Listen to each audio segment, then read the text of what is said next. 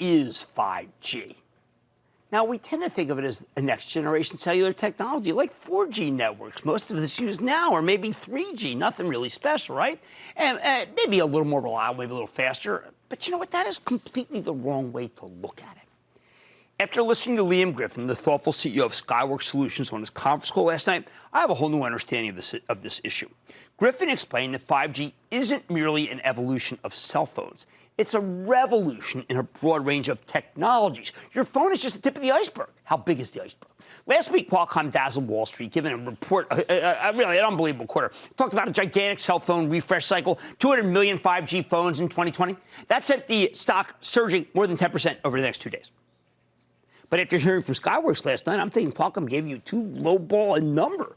What's Liam Griffin's prediction? He says, and I quote, "We expect a substantial upgrade cycle as the 5 billion mobile subscribers today migrate from their 3 and 4G devices to 5G, end quote. The cycle is starting now, not for next year, and it's happening all over the world, he says. Turns out 5G could be much bigger than the last 2 upgrade cycles. How's that possible? Well, simple. Because it's brand new technology. Griffin explains that, quote, "it offers gigabit speeds, ultra-low latency, and greatly enhanced network capacity," end quote. So when you see that 10 million people just signed up for Disney Plus and it kept crashing in the service, you should be thinking about the need for 5G to ensure that these streaming services run smoothly. I bring this up because 5G is widely misunderstood. This technology is about as fascinating as it's about facilitating the massive digitization of pretty much everything. That Internet of Things, IoT that I talk about, every piece of hardware in your life. For example, most people don't really think too much of the connected car. I don't know. With 5G, your car can connect at least 10 times faster, and that puts a whole new spin on the concept. No wonder all the major automakers line up for these chips, including BMW and Audi, both of which Skyworks specifically called out. Their industrial client list is very impressive. It's Honeywell, Siemens, GE, Philips, Rockwell Automation. So if you think 5G is no big deal, maybe you aren't thinking big enough. It will be every wearable device, indoor, outdoor, portable speakers, GPS, everything. Still, it's constantly underestimated. Even today, Skyworks saw its own stock down roughly $6 on last night's quarter, and then it spent the rest of the day rebounding. You know, it actually closed just down 45 cents, as it dawned on people that they were being given an incredible buying opportunity once again for 5G. Same thing happened to Qorvo and Marvell Technologies, all semiconductor companies with major 5G exposure. I need you to think of 5G as a game changer.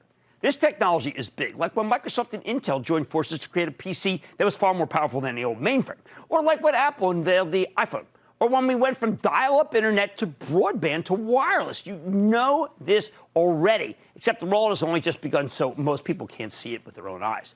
Now, not all of these 5G chip makers are worth buying here. I mean, with Huawei, the huge Chinese phone maker, is still blacklisted. Some of these companies are out one of their largest customers. But as Skyworks Griffin says, you can't ignore their huge business with Oppo, Vivo, and Xiaomi.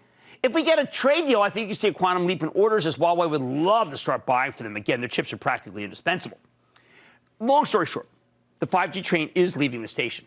But you'll still get chances to buy these stocks at a discount periodically, especially if the trade talks fall apart. Hey, some 5G trains are departing later than others. Companies like Cisco, which gave you disappointing guidance tonight. Cisco is more of an enterprise 5G, not consumer 5G, and that's many quarters down the road. So do not look for it to turn the trajectory of Cisco stock around.